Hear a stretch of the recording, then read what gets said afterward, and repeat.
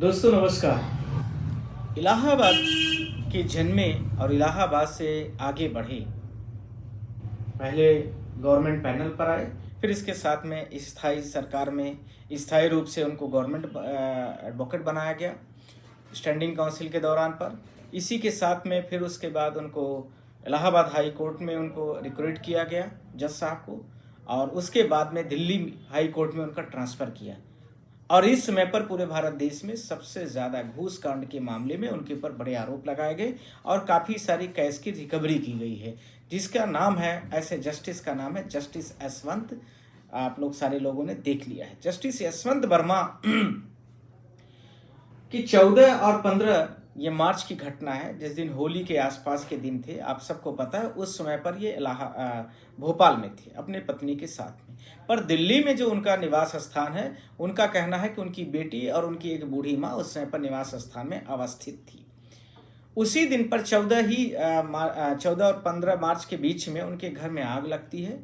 ये 11:30 की घटना है, जिस घटना के दौरान पर उनकी बेटी, उनका सेक्रेटरी, जो पर्सनल सेक्रेटरीज होते हैं, वो फ़ोन करते हैं दमकल को और दमकल वाले आते हैं, आग बुझा लेते हैं। कैश जो उस दौरान पर जब आग बुझाई जाती है, उसी दौरान पर बहुत सारी बोरियों में भर के पैसे पाए जाते हैं। लगभग 4 से 5 बोरी पैसे पाए गए। 500 की गड्डियाँ थी। अनुमानतः ऐसा लोग अनुमान लगा रहे हैं कि लगभग 1500 करोड़ रुपए रहे होंगे।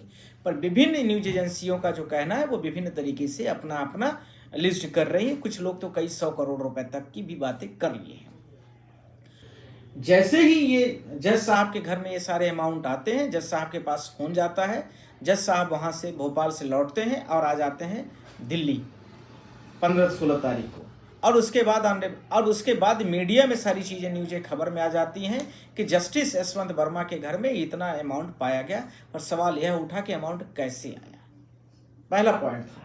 दूसरा पॉइंट था कि जो अमाउंट पाया गया, वो उनका कहना है कि उनका जहां पर स्टाफ्स रहता था, अर्थात जहां पर उनका चौकीदार रहता था, चौकीदार के बाजू में एक स्टोर रूम था जिसमें CPWD के सामान होते थे। इसके साथ में और भी जो उसमें टूटी हुई मेज, लकड़ी वगैरह के सामान होते थे, वहाँ पर वो पैसे की बोरी रखी गई। साथ में उन्होंने अपने डिफेंस में यह भी कहना चाह रहे हैं कि वो इससे इनका लिंक अप नहीं है, वह गेट खुला हुआ रहता था। पर सवाल यह भी होता है कि किसी भी जस्टिस के घर में कोई भी व्यक्ति बिना उसके परमिशन के, बिना उसकी सिक्योरिटी के परमिशन के जा भी नहीं सकता है। पर कुछ लोग बहुत तरीके का उनके बचाव में भी कहने वाले हैं और कुछ लोग उनके डिफेंस में भी कहने वाले हैं। डिफेंस का मतलब यह समझना है कि उनको उनके ऊपर कैसे पनिश्ड किया जाए, यहाँ पर यह मतलब है, हम स्पष्ट करना चाह रहे हैं। अब इसके बाद जज साहब की सारी घटनाएं घटने लगी। जज साहब मीडिया के ट्रायल पर आ गए। पर जस्टिस, इसके बाद में जस्टिस खन्ना के पास ये मैटर पहुंचता है, जो हमारे भारत देश के honourable chief justice of India हैं। उनके पास मैटर पहुंचता है। वो एक इंटरनल कमेटी बैठा देते हैं। इंटरनल कमेटी वैसे एज पर कॉन्स्टिट्यूशनल जो होती है, वो ये होती है कि उसमें जो हाई कोर्ट होता है उसका चीफ जस्टिस होता है, एक्टिंग चीफ जस्टिस। उसके साथ में विधि का एक विशेषज्ञ होता है और सुप्रीम कोर्ट का एक जस्टिस रहता है। यानी 3 सदस्यीय कमेटी बनाने का प्रावधान है किसी भी इंक्वायरी को सेटअप करके उसके कंक्लूड रिपोर्ट निकालने के लिए। यह रिपोर्ट को फिर उसके बाद जो justice, honourable chief justice of India, जो इस रिपोर्ट को डायरेक्शन देता है बनाने के लिए, उसको यह रिपोर्ट सौंपी जाती है, जो कि यह रिपोर्ट 21 तारीख और 22 तारीख को मार्च में क्रमशः सौंप दी गई है। इस रिपोर्ट में जो चीज़ें कही गई वो तो काफ़ी बड़ी सारी अपने आप में काफ़ी वो है। पर honourable chief justice of India ने उस रिपोर्ट के साथ में, ये उनके पास पावर होता है कि जब उस रिपोर्ट में न संतुष्ट हो तो उस संबंधित जज के पास जो एलिगेशंस लगाए गए हैं, उनको वो यह कहें कि वो आप अपने आप में एक इंटरनल और भी कमेटी बना करके उससे भी रिपोर्ट मंगा सकते हैं। उस रिपोर्ट के दौरान पर जो रिपोर्ट आएगी, उस रिपोर्ट से यदि वो संतुष्ट नहीं है तो उस कंसर्न चीफ जो जस्टिस है, उनको इस्तीफा देने के लिए वो अपने आप में कह सकते हैं। जैसे ही वो जस्टिस, यदि वो इस्तीफा नहीं देता है तो उसके लिए यदि वो नहीं देता है तो कंसर्न जो गवर्नमेंट होती है उस कंसर्न गवर्नमेंट को डायरेक्शन दे सकते हैं कि आप इनके खिलाफ में और इम्पीचमेंट ले आइए, क्योंकि ये इस्तीफा नहीं दे रहे हैं। पर जस्टिस वर्मा यहाँ पर वो कहते हुए टिके हैं कि हमारे साथ अनफेयर हुआ है, हमारे साथ अन्याय किया गया है, सोची समझी रणनीति के तरीके से काम किया गया है। सवाल यह भी अच्छा है, उनका तर्क भी अच्छा है। वो ये जो उन्होंने 5 चीज़ों को कहा है पूरे भारत देश की जनता के सामने, ये हम भी उस चीज़ में उनके साथ में एग्रीड हैं। पहला उन्होंने जो बोला कि जो पैसा पाया जा रहा है, जो रिकवर हो रहा है, वो उनके स्टोर रूम से हो रहा है। स्टोर रूम में कोई बिजली नहीं है, ऐसा कुछ लोगों ने माना है कि वहाँ पर कोई बिजली का कनेक्शन नहीं था। जब बिजली का कनेक्शन नहीं था तो जो दमकल डिपार्टमेंट यह कह रहा है कि वहाँ पर बिजली स्पार्क की, लाइट जली और उसके वजह से हुआ, तो वह कहीं ना कहीं बात अपने आप में आधी अधूरी सी लगती है। दूसरा उन्होंने कहा कि यह हमारा जो वार्ड रहता है उसके जस्ट बाजू का रूम है, अर्थात उनके किचन से इसका कनेक्शन सत्यापित नहीं होता है। उसमें बहुत सारे CPWD के जो आते हैं, जो कर्मचारी होते हैं, कुछ भी वो सामान वामान, मतलब मान लीजिए कुछ वहाँ पर फर्निशिंग का काम किया, वहाँ पर गार्डन का काम किया, वो सब कुछ ऐसे रहते हैं हर ऑफिस में, स्टोरेज में, कि वहाँ पर कुछ भी गलत कचरा निकला, कुछ ऐसी चीज़ें टूटी फूटी निकली तो इसी में ले जाके रख देते हैं। वो ऐसा रूम समझ सकते हैं कि जैसे आप गांव में कह दें कि कूड़ा कबाड़ा इकट्ठा करने वाला एक रूम होता है, उस कमरे में ले जा करके उसको रख दिया जाता है सारे सामानों को उसी में। और ये भी कह रहे हैं इसके साथ में उनका 5वां जो तर्क है, चौथा तर्क, कि वह कमरा हमेशा खुला रहता था। ठीक है, मैंने मान लिया। 5वां उनका यह तर्क भी है कि ये जो कमरा खुला रहता था उस कमरे में कोई भी व्यक्ति आ सकता था और जा सकता था, यह भी बात मैंने मान लिया। पर ध्यान रखने की आवश्यकता है कि सिक्योरिटी के बिना परमिशन के कोई नहीं आ सकता है, एक परिंदा भी जस्टिस के घर में नहीं जा सकता है। यह बड़ा आवश्यक प्रश्न है यहाँ पर। अब ऑनरेबल चीफ जस्टिस को जब उन्होंने कन्विंस किया इस बात को 16 तारीख को, तो ऑनरेबल जस्टिस खन्ना साहब ने उनको डायरेक्शंस दिया, और एक उपाध्याय जी जो दिल्ली हाई कोर्ट के चीफ जस्टिस हैं, उनको डायरेक्शन दिया कि इनकी कॉल डिटेल्स 6 महीने की हमें प्रस्तुत की जाए। पहला पॉइंट दिया। दूसरा डायरेक्शंस दिया कि जो वहाँ पर उनके स्टाफ्स के ऑफिसर्स हैं, अर्थात जो सिक्योरिटी व्यवस्था में हैं और जो वहाँ पर उनके एम्प्लॉइज हैं, उनके भी कॉल डिटेल्स और उसके साथ में उनका कन्वर्सेशन, CDR रिपोर्ट हम लोग कोर्ट की भाषा में कहते हैं, वो भी सौंपी जाए, जिससे हम एक क्लैरिफाइड तो कर सके कि जस्टिस वर्मा के ऊपर कहीं फॉल्स एलिगेशंस तो नहीं लगाए जा रहे जैसा कि वो कह रहे हैं। इसी के साथ में तीसरा पॉइंट भी कोर्ट ने डायरेक्शंस में बोला है कि जो घटना 11:30 पर घट रही है, उस समय पर ऑनरेबल साहब हैं भी नहीं, तो ये घटना उनकी अनुपस्थिति में ही एक कैसे घट गई, इसका भी रिपोर्ट में कुछ न कुछ चीज़ें तो आनी ही चाहिए। ये सारी चीज़ों को जब कोर्ट ने बोल दिया तो इसके साथ में सारी घटनाएं कहीं न कहीं पर आगे जा करके, जिससे एक दूसरे को कोलैबोरेट कर सके, एक दूसरे से इंटरकनेक्ट कर सके, और एक सही निर्णय की तरफ जुडिशरी किसी भी बेगुनाह आदमी यदि है तो उसको सत्यापित करने के लिए आर्टिकल 124 का जो आर्टिकल सब 4 है, उसमें स्पष्ट तरीके से इस चीज़ को बोला गया है कि यदि हाई कोर्ट के जजेस को हटाना है तो आर्टिकल 124 में ये सब 4 जो आर्टिकल्स है, उसके सब सेक्शंस है, उसके अकॉर्डिंगली हम करेंगे, ये ध्यान रखने की आवश्यकता है। और यदि हम सुप्रीम कोर्ट की बात करते हैं तो आर्टिकल 217 में है, यानी 127 में है, वो भी आपको लोगों को मैंने बता दिया। जो कि अभी जस्टिस जो शेखर यादव हैं इलाहाबाद हाई कोर्ट के, जो उनके ऊपर लगाई भी गई, जिसमें 50 राज्यसभा सदस्यों की उनकी संस्तुति भी हो गई है, और इसके साथ में अब वो लोकसभा में जाने वाला है। लोकसभा में 100 मेंबर्स की आवश्यकता पड़ती है किसी भी जस्टिस को वहाँ से हटाने के लिए, वहाँ तक वो प्रोसेस अब जाने वाला है, अर्थात अभी राज्यसभा से पूरा होकर के आजकल में लोकसभा में जाएगा।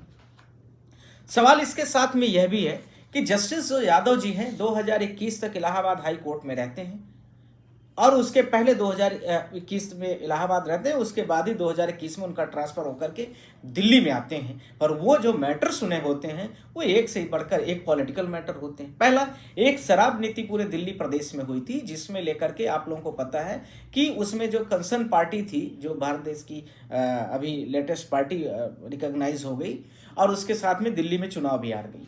उस पार्टी ने किसी कंसर्न पार्टी, किसी वेंडर को, जो अरोरा नामक कोई वेंडर रहता है, उसको पैसा लेन देन का मामला आता है, और उसी पार्टीज को, उसी व्यक्ति को जो भी है, उसको वो पूरी तरीके से वहाँ पर दिल्ली में कम रेट वाले ज़्यादा प्राइस पर करके उनको पूरा टेंडर दिया जाता है।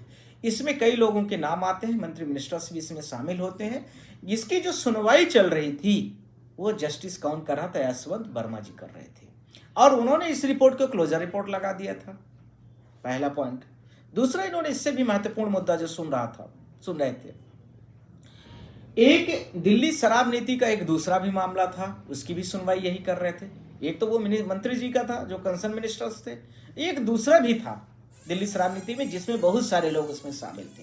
होता क्या है कि जहां पर एक मैटर सुनवाई में चल रहा है, कंसर्न मैटर से रिलेटेड जितने होंगे वो उसी कोर्ट में जाते हैं। ये हर कोर्ट में होता है, लोअर कोर्ट में भी होता है, हाई कोर्ट में होता है, सुप्रीम कोर्ट में भी हमारे होता है। इसी के साथ में जो करंट उस समय पर रूलिंग पार्टीज थी, उनका स्पेशल एक बड़ा विधायक करोल बाग साइड के थे, उनका भी एक बड़ा मैटर था, उनको भी उन्होंने सुनवाई किया था।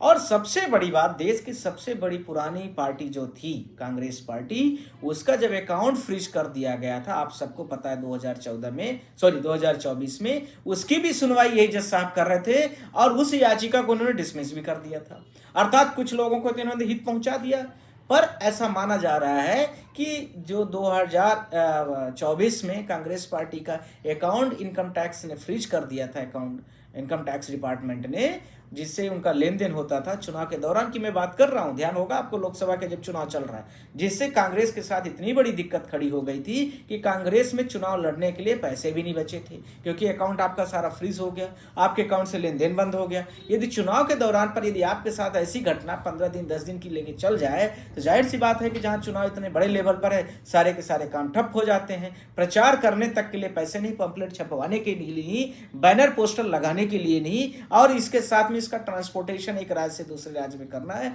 तो उसके लिए भी नहीं है। ये सारे चीजों का जो सवाल है, इस सवाल का जवाब जो है, तो वो इन्होंने पूरा अपने ये जो याचिका आई थी उसमें कांग्रेस पार्टी की याचिका को उन्होंने डिसमिस करते हुए जज साहब आगे निकल गए। अब सवाल इसके साथ में दो बड़े महत्वपूर्ण आए जो हमारे कंसर्न था, जो जस्टिस वर्मा कहे हैं, और हमने आपको बोला है 5 पॉइंट के बारे में, कि उन्होंने बोला है कि ये मेरा रूम ओपन रहता है, मेरा जहां पर गार्ड रहता है उसके जस्ट बाजू का रूम है। तीसरा बोला कि वो उसमें स्टोर रूम है जिसमें सारे CPWD और फर्नीचर और ये जितने भी माली ओली आते हैं वो सारा अपना सामान वहाँ पर रख देते हैं। साथ में यह भी बोला कि ये रूम हमेशा खुला रहता है। ये सारी चीज़ों, और मैं था भी नहीं जिस दिन ये घटना घट रही, इन सारी चीज़ों को एक साथ भी देख लिया जाए तो ऑनरेबल जस्टिस खन्ना साहब ने, जो चीफ जस्टिस ऑफ इंडिया है, उन्होंने बड़ा अच्छा निर्णय लिया। हम उनको इस चीज़ की तारीफ भी करते हैं। उन्होंने सुनवाई करते हुए इस बात में उनके विश्वास दिलाया कि हम इसकी पूरी जांच कर लेते हैं। उनके अकाउंट की जांच हो जाएगी, इसके साथ में उनकी कॉल डिटेल्स की जांच हो जाएगी, इसके साथ में जो उनके स्टाफ हैं, जैसा कि उन्होंने बोला है 6 महीने तक के उनके स्टाफ की भी इंक्वायरी कर ली जाती है, CDR रिपोर्ट भी मंगवा ली गई है।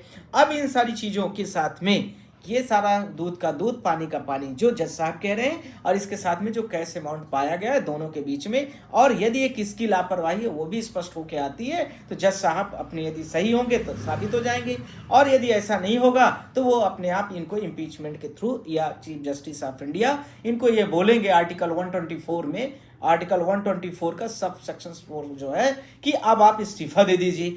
जब इस्तीफा देने की बात आएगी और ऑनरेबल जस्टिस साहब नहीं करते हैं, मान लीजिए ऐसी चीजों को नहीं करते हैं यशवंत वर्मा जी, तब honourable chief justice of India उसमें रिकमेंडेशन देंगे कंसर्न गवर्नमेंट को कि अब आप इनको इनके खिलाफ पर इम्पीचमेंट लाइए। अब इम्पीचमेंट आएगा तो इम्पीचमेंट में एक प्रस्ताव रखा जाता है किस किस के साथ में, भारत देश में जो भारत देश में इम्पीचमेंट की व्यवस्था है, उस व्यवस्था के अकॉर्डिंगली किसी भी व्यक्ति का यदि बाय द वे इम्पीचमेंट करना जस्टिस का, उसमें 50 राज्यसभा के सदस्य होना चाहिए, और यदि वो 50 राज्यसभा के सदस्य उसको अप्रूव कर देते हैं, तो वो चीजें 100 लोग राज्यसभा के लिए प्रेषित कर दी जाता है। राज्यसभा में पहले होगा, फिर उसके बाद लोकसभा में 100 लोग यानी 100 मेंबर्स, पार्लियामेंट के मेंबर उस प्रस्ताव को अप्रूव करते हैं, ध्यान रखना है। फिर उसके बाद जब ये दोनों घटनाएं घट जाती हैं तो ये इसके साथ में लोकसभा के स्पीकर के पास वो घटना जाती है। लोकसभा की स्पीकर जब उसमें प्रस्ताव को ओके करेगा, ध्यान रखना, तब 2/3 बहुमत के साथ में ये प्रस्ताव, यानी प्रस्ताव अप्रूव्ड हुआ है, ध्यान रखना है। अभी 50 राज्यसभा वाले, 100 लोकसभा वाले, इन दोनों ने मिलकर के, पहले राज्यसभा वालों ने पास किया लोकसभा के लिए, लोकसभा वालों ने क्या किया कि उस प्रस्ताव को मतलब 100 जो थे वो अप्रूव्ड कर दिया। अब वो घटना अब वहाँ पार्लियामेंट पर ये चलेगी। अब वो प्रस्ताव में 2/3 बहुमत होना चाहिए। जब 2/3 बहुमत से पास हो जाएगा तब उस बिल को लास्टली वो बिल कंप्लीट हो जाएगा एक्ट में, मतलब जो भी इम्पीचमेंट का प्रोसेस है वो कंप्लीट हो जाएगा हटाने का। और उसके बाद में ये घटना कहाँ जाएगी, हमारे जो प्रेसिडेंट ऑफ इंडिया के पास है। अब प्रेसिडेंट ऑफ इंडिया उसमें निर्णय लेंगे कि इसका क्या प्रोसेस सही है या गलत है, फिर उसके साथ में उसको हटाने की घटना हो जाती, कंप्लीट प्रोसेस पूरी हो जाती है, और उस जस्टिस को उसके बाद में वहां से अपने पद से इस्तीफा दे देना पड़ता है।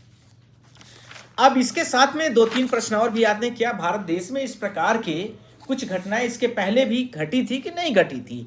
तो मैं आप लोगों से यह बोलना चाहता हूं कि भारत देश में इस प्रकार की कई 2-3 जजेस के नाम आए हैं। एक जस्टिस सेन करके थे, और इसके साथ में 2000, आप लोगों को पता है 2000 कब की बात है, जस्टिस दीपक मिश्रा के साथ में भी ये चीज़ें आई थी, जिसमें लोकसभा ने इसको बिल को प्रस्ताव को आगे कैंसिल भी कर दिया था। जस्टिस रामास्वामी एक थे, जिनके ऊपर ये घूस लेने का काफ़ी बड़ा आरोप था। ये सुप्रीम कोर्ट के जज थे, इनके ऊपर भी आरोप लगा। पर लोकसभा का जो स्पीकर होते हैं, जब जैसे ही इम्पीचमेंट की सारी बातें आती हैं रिप्लेस करने की, तो वो अप्रूवल को उन्होंने कैंसिल कर दिया। दूसरा मैंने आपको बोला था, जज जो थे सौमित्र सेन थे, ये वेस्ट बंगाल के रहने वाले हैं जहाँ तक मुझे ध्यान है। इनके ऊपर भी ये लगा था, पर ये भी वहीं पर पार्लियामेंट में गया और उसके बाद वहाँ पर ये घटना खत्म हो गई। इसके साथ में दीपक मिश्रा 2018, जो मैंने आपको अभी बोला था, दीपक मिश्रा के साथ भी ये घटना घटी थी, और 2018 में ये सारी चीज़ें उनके साथ भी लाई गई, पर वो भी अप्रूव्ड नहीं हो पाए हैं। अब सवाल इन सारी चीज़ों को लेकर के था, जो मैं आप लोगों को बोलना चाह रहा था। मुझे जो लगता है कि इस तरह से जो जुडिशरी में ये सारी चीज़ें हो रही हैं, तो वो भारत देश की कहीं ना कहीं जुडिशरी को ख़त्म कर रही हैं, कमज़ोर कर रही हैं। यदि बाह्य तत्वों ने ऐसी घटना को प्लान किया है और वर्मा के साथ में ऐसा करने की कोशिश किया है, तो ये सारी चीज़ें जुडिशरी, भारत देश में जनता का विश्वास हटता जा रहा है, वैसे भी हट रहा है।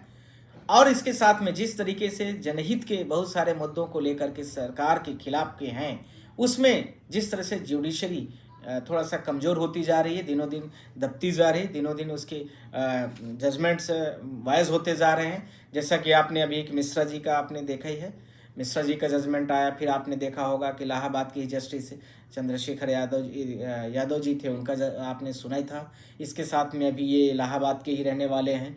तो इस तरह से जो घटनाएं पूरे भारत देश में आ रही हैं दिख करके, ये से ये साबित हो रहा है, मुझे जो लग रहा है कि घटनाएं कहीं न कहीं पर वर्मा जी के ऊपर सही साबित होंगी, और जो बाकी चीज़ें तो इंक्वायरी पर सारी होनी चाहिए। पर यदि ये प्लान तरीके से किसी व्यक्ति ने ऐसा काम करवाया अपने व्यक्ति विशेष के लिए, अपने काम को मनवाने के लिए, अपनी जजमेंट अपने फेवर में दिलाने के लिए, वो सरकार हो सकती है या कोई भी हो सकता है, कोई व्यक्ति विशेष भी हो सकता है। तो मुझे लगता है ये भारत देश में सबसे घृणित काम है, पूरे भारत देश की जनता के साथ सबसे अन्यायपूर्ण काम किया जाने वाला है। हालांकि इसके साथ में मैं ये भी कहना चाहता हूँ कि 2018 में इन जज साहब का 98 करोड़ रुपए को लेकर के एक स्कैम ओरिएंटल बैंक के केस को लेकर के था, जिसमें ओरिएंटल बैंक ने किसी कंसर्न मिल वाली कंपनी को लोन दिया था 97 करोड़ या 98 करोड़ था, जो कि किसानों के हित को लेकर के लोन पास किया गया था। पर वह लोन पूरे भारत देश में ये लिस्ट किया इनके साथ में, इनका नाम उसके साथ में वहां पर भी टैग किया गया था कि इन्होंने लेन देन करके या कुछ किया है, जजमेंट में फेवरेबल जजमेंट दिया है। तो ये भी चीज़ें हैं, सारी की सारी जांच का विषय है, सारी की सारी कॉल डिटेल्स पर आधारित होगा। सारी वहाँ पर जो वर्मा जी ने अपना पक्ष रखा ऑनरेबल चीफ जस्टिस साहब इंडिया के सामने, वही पक्षों को मैंने आपको कम समय में, ये जो कई दिनों से घटनाएं घट रही हैं, उनको आपके सामने मैंने प्रस्तुत किया है। मेरे सारे वकील भाई भी, बहुत सारे बेचारे सब परेशान हैं, हम भी उसमें हैं, और पूरे देश की जनता भी परेशान है। सब लोग देखें और अपने अपने आप लोगों की भी राय, जो honourable chief justice of India justice Khanna ji ने जो निर्णय लिया है, मैं उनकी तारीफ करता हूं। पर आप लोग भी अपने अपने बयान दे सकते हैं। मुझे लगता है कि उनका ये परसेप्शन ठीक है। कहीं ना कहीं जांच में चीज़ें आएंगी, मौका सबको मिलना चाहिए। बिना जांच के किसी के ऊपर ऐसा एकाएक कह देना, मेरे हिसाब से थोड़ा सा जल्दबाजी होगी। वही चीज़ें हो जाएंगी, 1 2 3 3 दिन में सब चीज़ें आ जाएंगी, तो दूध का दूध पानी का पानी हो जाएगा। थैंक यू, आपको बहुत बहुत शुक्रिया।